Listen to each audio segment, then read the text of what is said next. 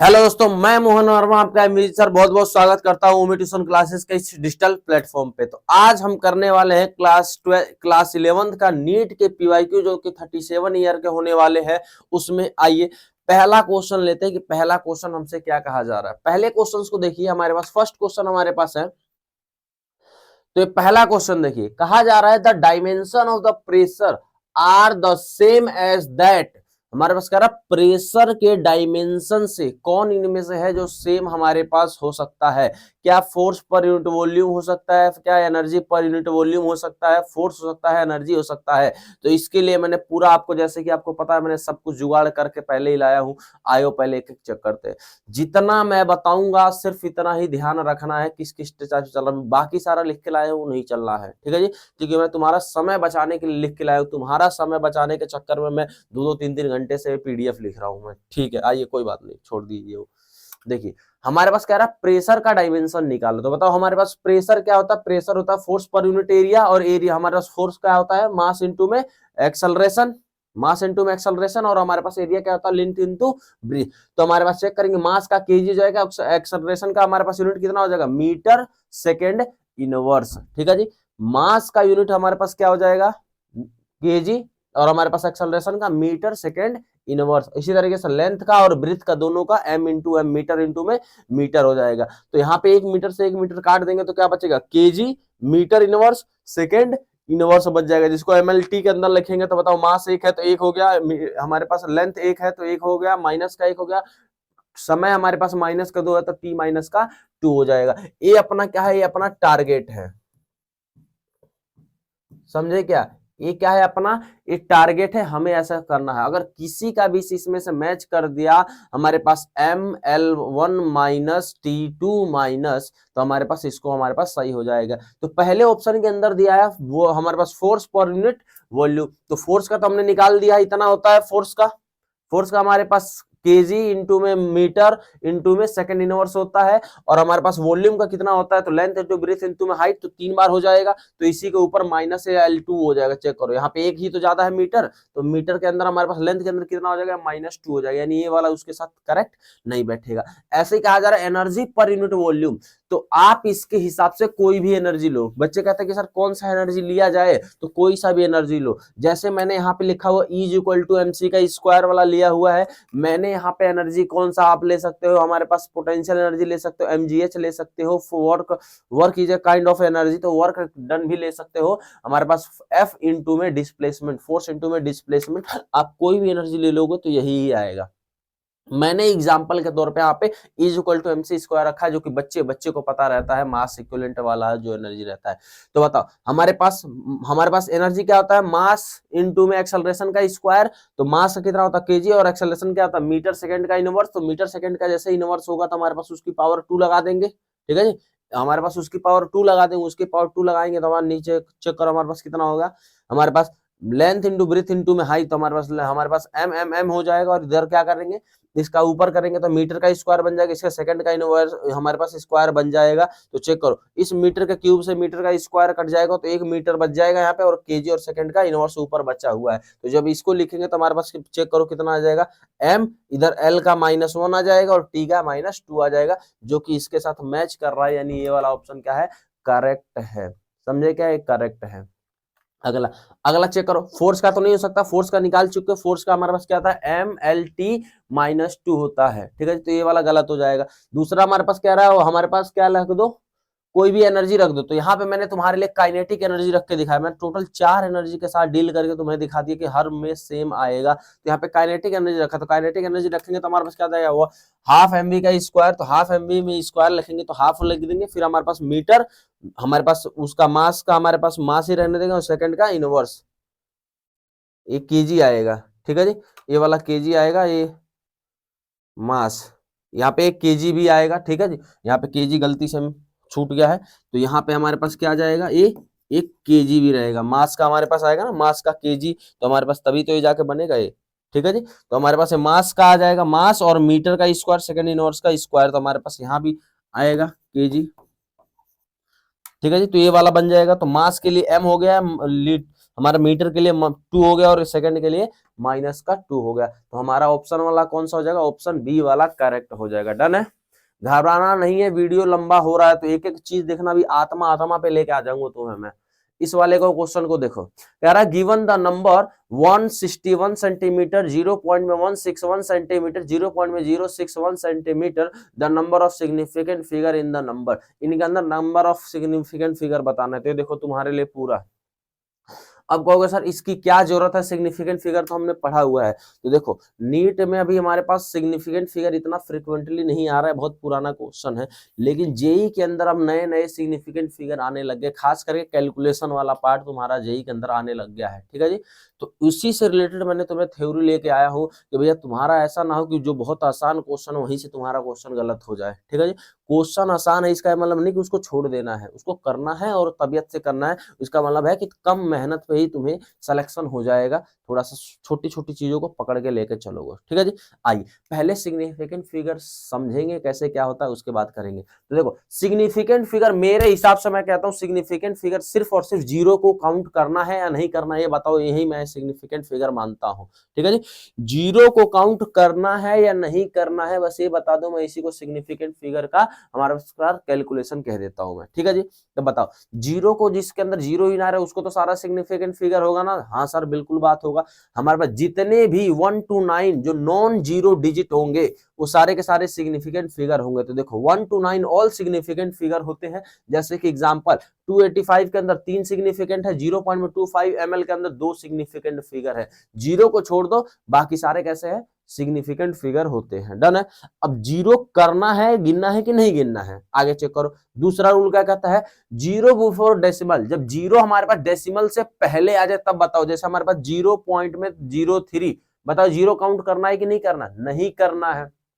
ये जीरो पहले आ रहा है तो काउंट नहीं करना, तो इसमें एक सिग्निफिकेंट फिगर आ जाएगा जी। अगला हमारे पास है 0 पॉइंट में 0025, तो इसके अंदर कितने सिग्निफिकेंट फिगर होंगे, 2, क्योंकि जीरो पहले आ रहा है हम उसको काउंट नहीं करेंगे, वो सिग्निफिकेंट फिगर नहीं होगा। अगला वाला हमारा जीरो बिटवीन द टू, हमारे पास नॉन जीरो डिजिट, अगर जीरो वहां पे आ जाए जो कि नॉन जीरो के बीच में, तब काउंट करना है।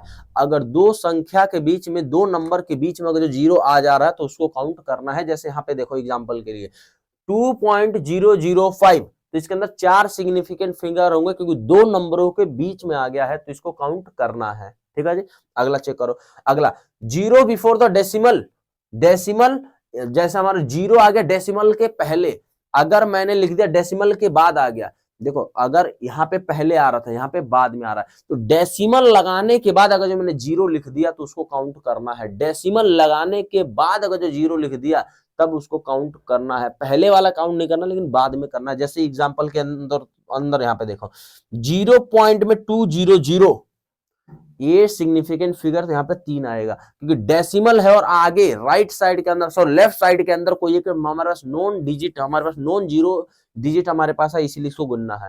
आगे उसके डेसिमल के बाद, डेसिमल के पहले हमारे, सॉरी डेसिमल के हमारे पास जो भी जीरो से पहले डेसिमल के बाद कोई भी एक नंबर रहेगा उसको गिनना है। तो इसके अंदर 3 सिग्निफिकेंट फिगर आ जाएगा। इसके अंदर देखो 4 सिग्निफिकेंट 100.0, तो डेसिमल के पहले कोई एक नॉन जीरो एलिमेंट है तो उसको गिनना है, उसको गिनना है, तो इसके अंदर 4 आएगा। डेसिमल वाला भी गिनना है तब 4 आएगा। अगर कोई मान लो एग्जैक्ट रहे, मान लो डेसिमल ही ना रहे, ठीक है जी, हमारे पास डेसिमल ही ना रहे, जैसे इन सब में हमारे पास सिर्फ लिख दिया 100, 1000 लिख दिया, डेसिमल वगैरह नहीं लगाया, इसमें डेसिमल लगाया तो 4 है, इसमें डेसिमल लगाया तो 4, इसमें डेसिमल नहीं लगाया तो एक सिग्निफिकेंट फिगर आएगा ओनली। ठीक है जी, आइए अगला हमारे पास 10 की पावर को क्या सर हमारे पास गिनना है कि नहीं गिनना है, तो 10 की पावर डेसिमल नहीं होती है। 10 की पावर चाहे प्लस में हो माइनस में हो कुछ भी हो, 10 की पावर हमारे पास नॉन सिग्निफिकेंट फिगर होते हैं, उसको नहीं गिनना होता है। तो जैसे इसके अंदर चेक करो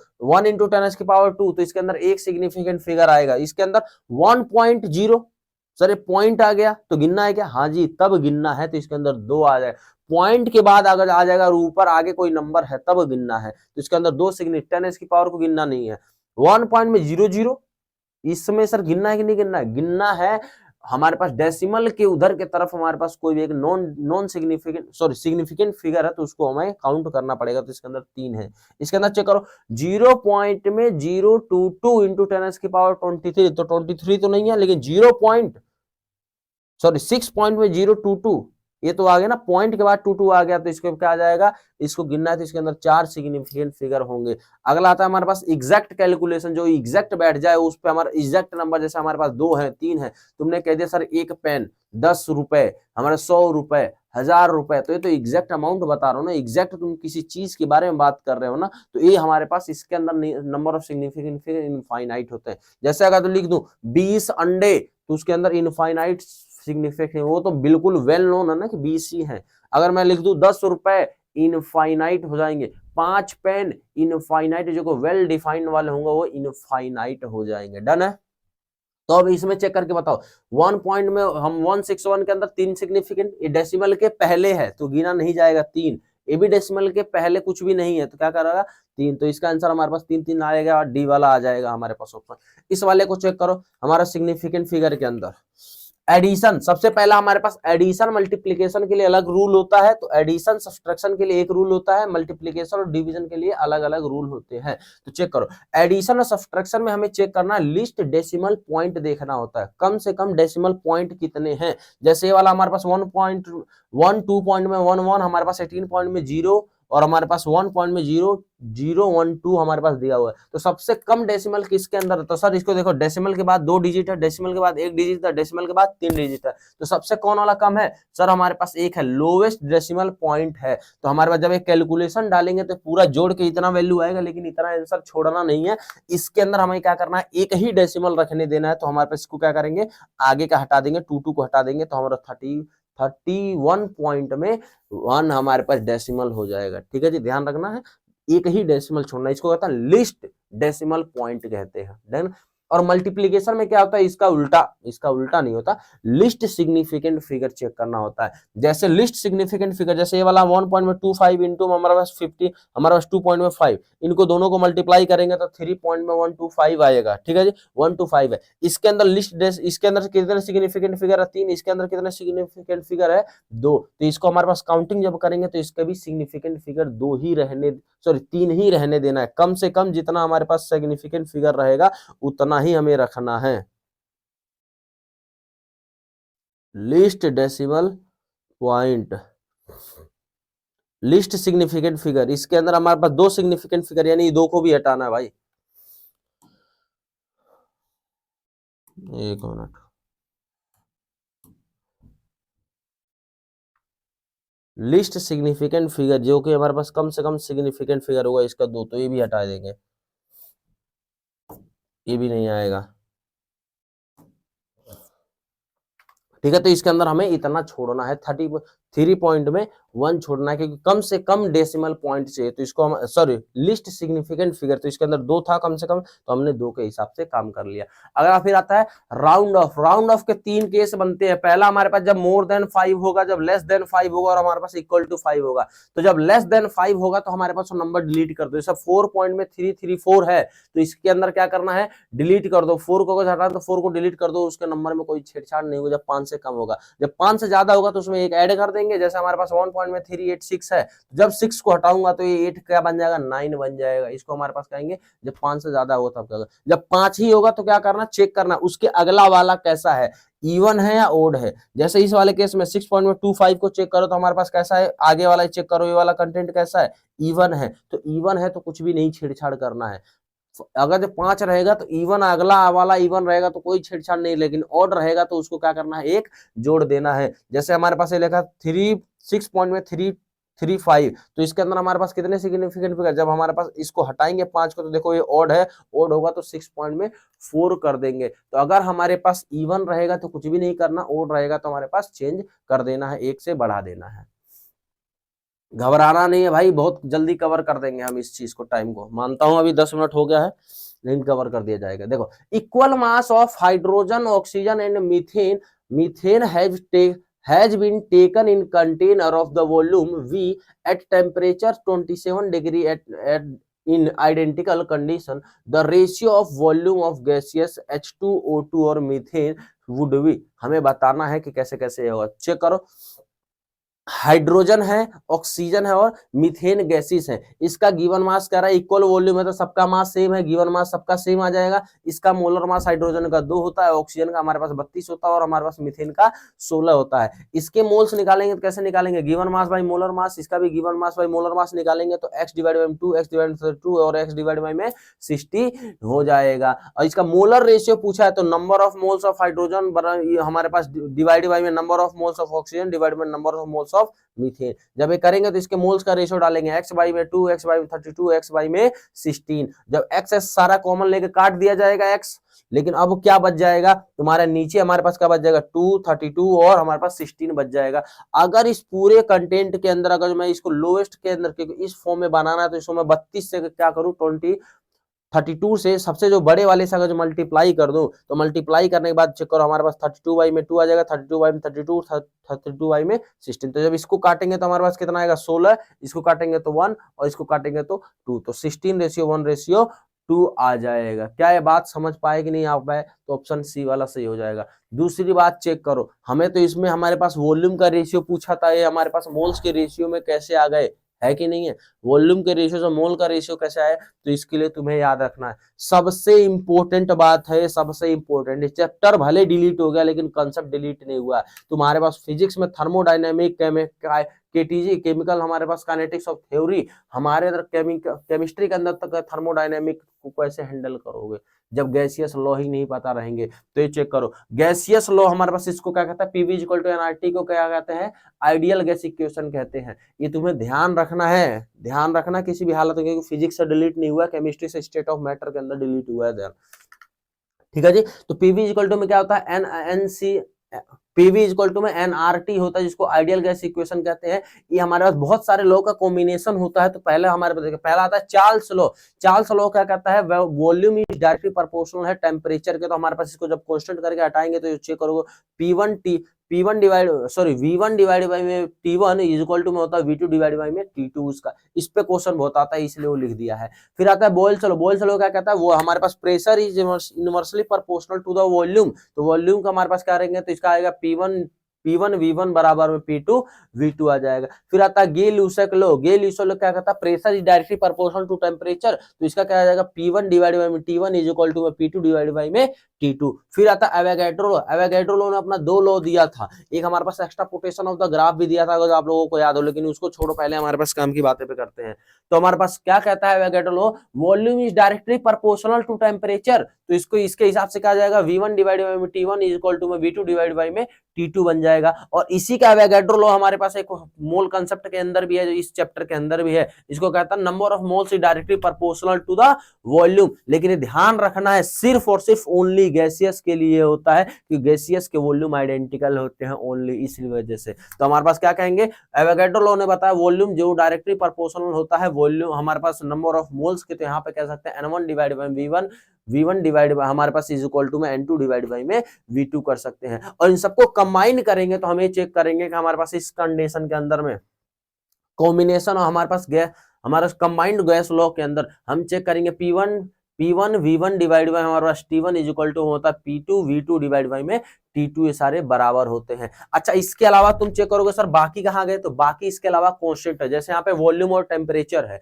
तो यहाँ पे क्या क्या कांस्टेंट होगा, प्रेशर और नंबर ऑफ मोल्स कांस्टेंट होगा। यहाँ पे हमारे पास प्रेशर और वॉल्यूम है, तो यहाँ पे क्या कांस्टेंट होगा, हमारे पास नंबर ऑफ मोल और टेम्परेचर कांस्टेंट होगा। यहाँ पे क्या कांस्टेंट होगा, नंबर ऑफ मोल और वॉल्यूम कांस्टेंट होगा। यहाँ पे क्या कांस्टेंट होगा, नंबर ऑफ मोल्स और क्या होगा, प्रेशर कांस्टेंट होगा। यहाँ पे क्या कांस्टेंट होगा, प्रेशर और टेम्परेचर कांस्टेंट होगा। यहाँ पे तो कोई भी कांस्टेंट की बात ही नहीं कहा जा रहा है। ठीक है जी, इसको हमारे पास गैसियस लॉ। तुम्हें प्योरली श्योर शॉर्ट ध्यान रखना भाई, ध्यान रखना है किसी भी हालात में। इसका पीडीएफ डाउनलोड करो, जिसको अपने कॉपी में लिखो, जहां पे तुम्हारा केटीजी है उसके ऊपर लिखो इसको, ये तुम्हारे लिए बहुत इंपॉर्टेंट है। इसका ग्राफ भी करा देता, लेकिन ग्राफ मेरे अंदर डिलीट है इसलिए छोड़ रहा हूं, लेकिन है बहुत इंपॉर्टेंट भाई, प्लीज उसको ध्यान से दीजिए। आइए, What volume of oxygen gas हमारे पास O2 measured at the 0 degree Celsius and 1 atm is needed to the burn completely 1 liter of propane है गैस हमारे पास measured at the same condition. कहा जा रहा है कि जब हमारे पास किसी हमारे पास प्रोपेन को जब जला रहे हैं तो उसको जलाने से 1 लीटर प्रोपेन को जलाने के लिए कितने लीटर हमारे पास कितने वॉल्यूम की जरूरत पड़ेगा ऑक्सीजन को। तो बताओ वॉल्यूम पूछा और गैस है तो एवोगैड्रो के हिसाब से हम कह सकते हैं ना, according to the Avogadro law हमारे पास volume is directly proportional to the mole. तो हमें मोल तो निकालना आता है भाई, हमें वॉल्यूम निकालना नहीं आता लेकिन मोल तो निकालना आता है। तो पहले इसका इक्वेशन बनाना जलाने वाला, इसमें तो तुम माहिर हो, खट से जला देते हो। चेक करो, आओ जलाओ थोड़ा। प्रोपोन हमारे पास C3H8 हमारे पास प्रोपेन को जब हमारे पास जलाएंगे तो हमारे पास O2 के प्रेजेंस में हमारे पास क्या बनेगा CO2 प्लस वाटर। किसी भी हाइड्रोकार्बन को जलाने से किसी भी हाइड्रोकार्बन को जलाने से कार्बन डाइऑक्साइड और वाटर मिलता है कंप्लीट कंबशन पे। ये भी ध्यान रखना है, कंप्लीट कह रहा हूं, कंप्लीट कंबशन पे मिलता है। थर्म हमारे पास इसका हाइड्रोकार्बन में तुम्हें और तरीका बताऊंगा कैसे जलाते हैं, लेकिन फिलहाल इसको चेक करो। किसी भी हाइड्रोकार्बन को जलाएंगे तो कार्बन डाइऑक्साइड और वाटर ही मिलता है। अब इसको बैलेंस करो, बैलेंस करोगे तो यहाँ पे 5 आएगा, 3 आ जाएगा और हमारे पास 2 आ जाएगा। तो अब इसको चेक करो। अब ऐसे 2 केस, वैसे तो यहाँ पे केस नहीं बन रहा लेकिन ऐसे 2 केस तुम्हें बनाना है। एक बनाता है आईसी मतलब आइडियल केस, जो कि हमारे पास इस फ्यूज हमें सिर्फ देख के बताना है कि ऐसा हो रहा है, इसको आईसी कहेंगे, आइडियल केस। तो इसको चेक करो, 1 मोल प्रोपेन का जब हमारे पास 5 मोल ऑक्सीजन के साथ रिएक्शन कर रहे हैं तो 3 मोल कार्बन डाइऑक्साइड बन रहा है और 4 मोल पानी बन रहा है। ये आइडियल केस है, इसमें कोई छेड़छाड़ नहीं है। लेकिन दूसरा गिवन कंडीशन, जीसी का मतलब है गिवन कंडीशन। जब गिवन कंडीशन में हमें क्वेश्चन के अंदर बोल दिया गया है कि हमारे पास प्रोपेन 1 मोल लेना है, तो अभी तो यहाँ पे दोनों सेम है इसलिए दोनों सेम आ गया कि इसका 5 मोल है। अगर वो अलग रहता तो अलग आ जाता। तो अगर इसके एक वॉल्यूम है तो इसका कितने वॉल्यूम बनेंगे, 5 वॉल्यूम बनेंगे कि इसके 1 मोल से 5 मोल बने थे। Number of mole directly proportional volume को। तो वॉल्यूम का क्वेश्चन मोल से भी सॉल्व कर सकते हैं। तो इसका ऑप्शन आ जाएगा ए वाला। ए वाला चेक करो, 0.24 ग्राम ऑफ वोलेटाइल गैस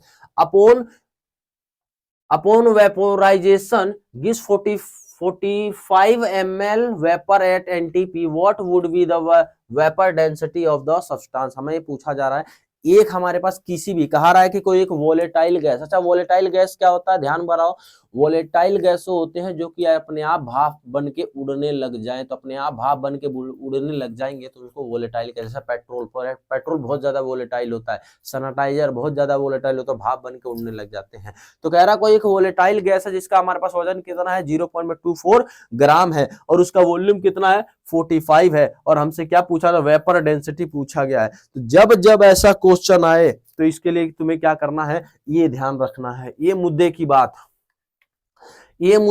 है, बहुत कमाल बात तुम्हें ध्यान रखना है। आत्मा में जहन में बसा लो, ऐसा ठोक लो दिमाग के अंदर, ये तुम्हारे जहन में बस जाना चाहिए कि नंबर ऑफ मोल निकालने के इतने तरीके हैं। या तो given mass divide by molar mass, number of particle divide by N, हमारे पास Na Avogadro number divide given volume divide 22.4 litre, या हमारे पास यही बराबर, ये दोनों बराबर सेम है। गिवन वॉल्यूम डिवाइड में 22400 ml हो गया। ये 1000 से अगर मल्टीप्लाई करेंगे तो ml के अंदर हो जाएगा। हमारे पास पीवी डिवाइड बाय में RT, इससे भी निकाल सकते हैं। हमारे पास मोलरिटी इंटू में वॉल्यूम, इससे भी निकाल सकते हैं।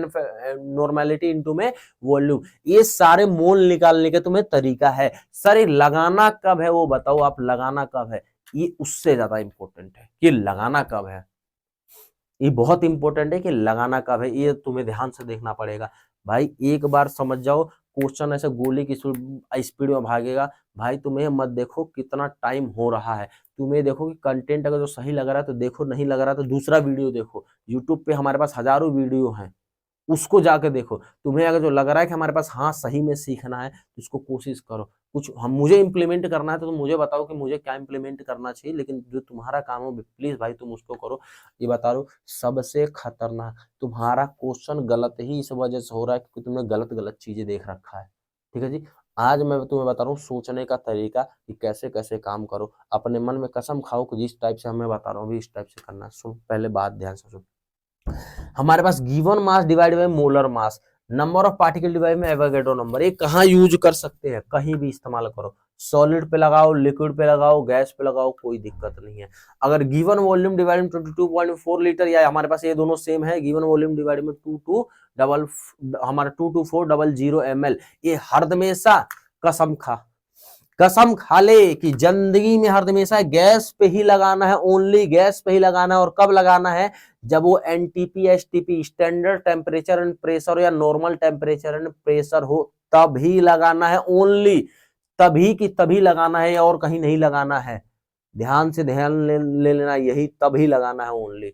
हाँ, पीवी इज इक्वल टू में पीवी डिवाइड बाई हमारे पास कैसा होता है आरटी। ये कब लगाना है? ये आइडियल गैस होता है। ये फॉर्मूला कब लगाना है? ये तभी लगाना है जब कोई गैस आइडियल गैस हो तो ही लगाना है तुम्हें, बाकी कभी नहीं लगाना है। और आइडियल गैस हो और कोई भी टेम्परेचर कोई भी प्रेशर दे दो, आइडियल गैस होना चाहिए और किसी भी टेम्परेचर और किसी भी प्रेशर के ऊपर लगवाओ, कोई दिक्कत नहीं है। फिर आता मोलरिटी इनटू में वॉल्यूम। तो मोलरिटी इनटू में वॉल्यूम हमारे पास कब लगाना है सर? किसी भी सॉल्यूशन के लिए लगाना है। दो सॉल्यूशन को मिक्स कर रहा है जिसके अंदर कोई भी हमारे पास इक्विवेलेंट का चेंज ना हो, तो हमारे पास क्या लगाना? किसी भी सॉल्यूशन के ऊपर लगाओ। मान लो मेरे पास एक सॉल्यूशन, उसके अंदर पानी डाल दिया तो डाइल्यूशन के अंदर लगाओ। दो सॉल्यूशन को मिक्सिंग के ऊपर लगा दो जो कि रिएक्ट ना करे, रिएक्शन नहीं होना चाहिए।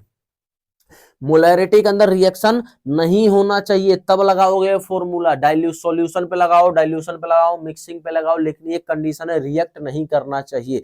और रिएक्ट नहीं करेगा तब उस टाइम पे हमारे पास ये वाला फॉर्मूला इस्तेमाल कर सकते हैं। दूसरा हमारे पास N1, हमारे पास NVD, हमारे पास नॉर्मेलिटी इनटू में वो हमारे पास वॉल्यूम कब लगेगा? तब लगेगा जब कोई हमारे पास क्या हो, रिएक्शन हो रहा हो, तो उसमें इक्विवेलेंट चेंज होते हैं। तो इक्विवेलेंट हमारे पास कभी भी चेंज नहीं होता, रिएक्शन के अंदर इलेक्ट्रॉन चेंज हो जाते हैं हमारे पास उसमें। तो उस टाइम पे सिर्फ स्पेशली रिएक्शंस के लिए लगाना है। तो चेक करो, और इन दोनों में कैलकुलेट, दोनों को इक्वल भी करना होता है। मान लो इस केस के अंदर दिया हो तुम्हारे पास, यहाँ पे चेक करो, अगर इस केस के अंदर तुम्हें ऐसा दिया है, ये दिया हुआ है हमारे पास,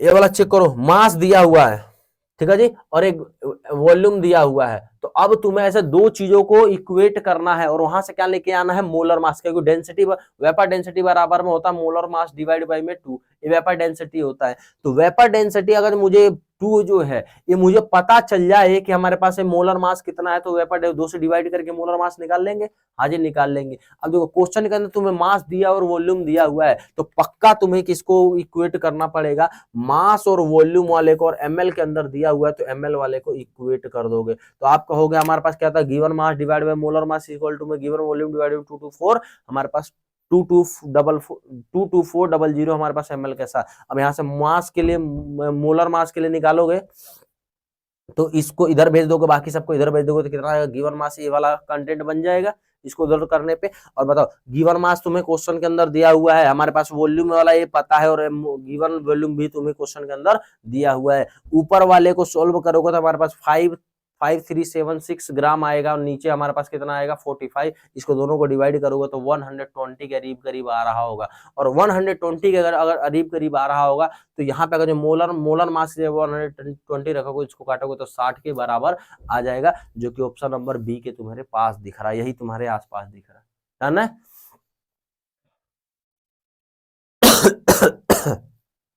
हाँ,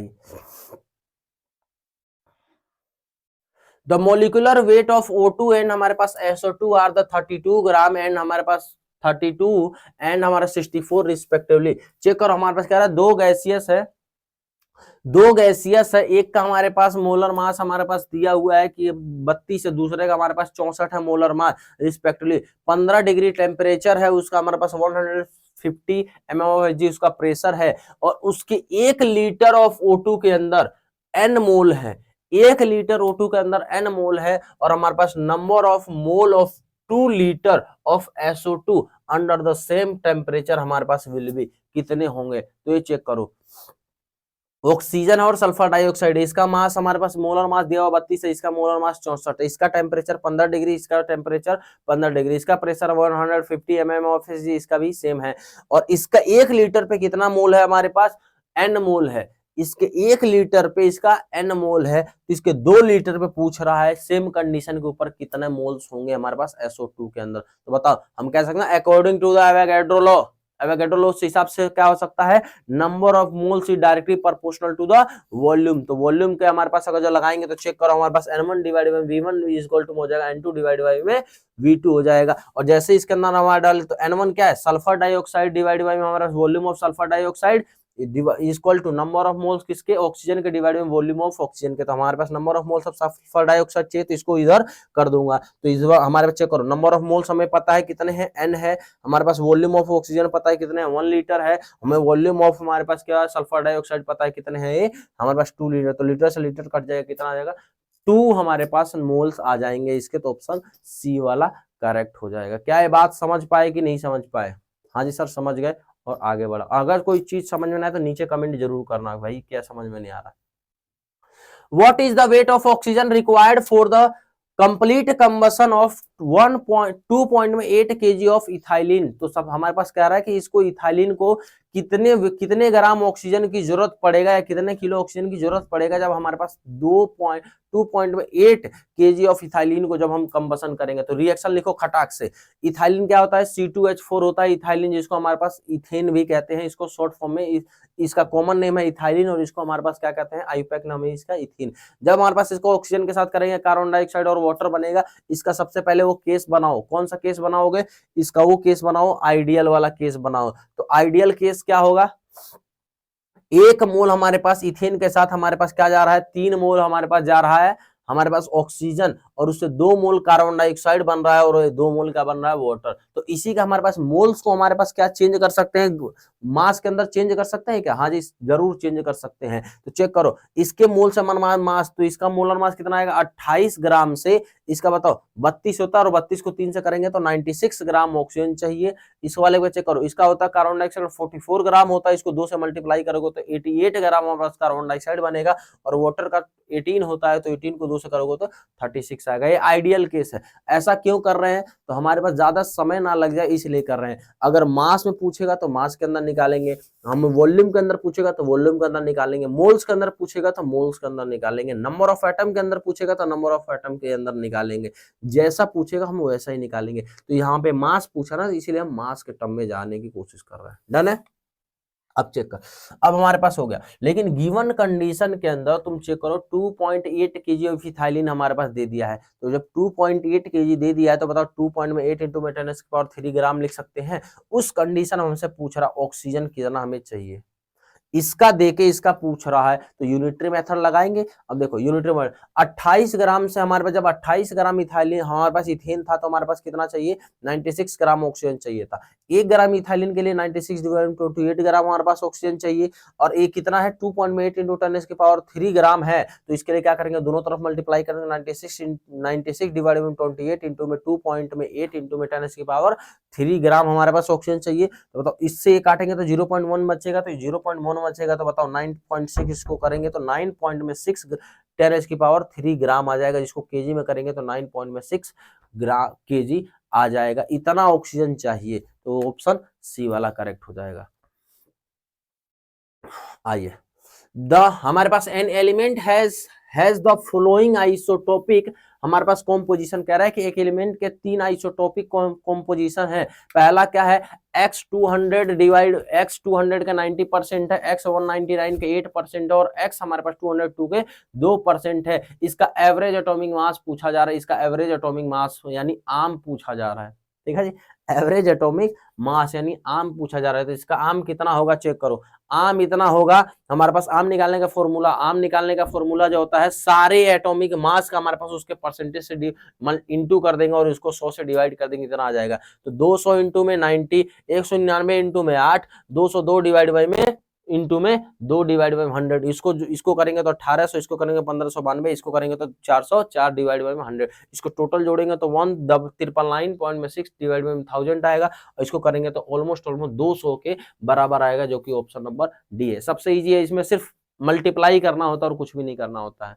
ऐसा ही सेम क्वेश्चन है, चेक करो, कैलकुल बोरोन हैज 2 स्टेबल आइसोटोप, हमारे पास 10 का 19 है और 11 का 81% है, इसका आम निकालना है। तो सेम ऐसे ही निकालेंगे, सभी मास 10 को 19 से मल्टीप्लाई कर दो, 10 को 19 से मल्टीप्लाई कर दो, और 11 को 81 से मल्टीप्लाई कर दोगे तो इसका 190 आएगा, इसका 891 आएगा, और उसको 100 से डिवाइड कर दोगे तो 1000 हमारे पास कितना आएगा, 81 आएगा। 1081 को 100 से डिवाइड करेंगे तो ये 10.81 आ जाएगा, जो कि करीब 1 के बराबर है। ये बहुत इजी क्वेश्चन है।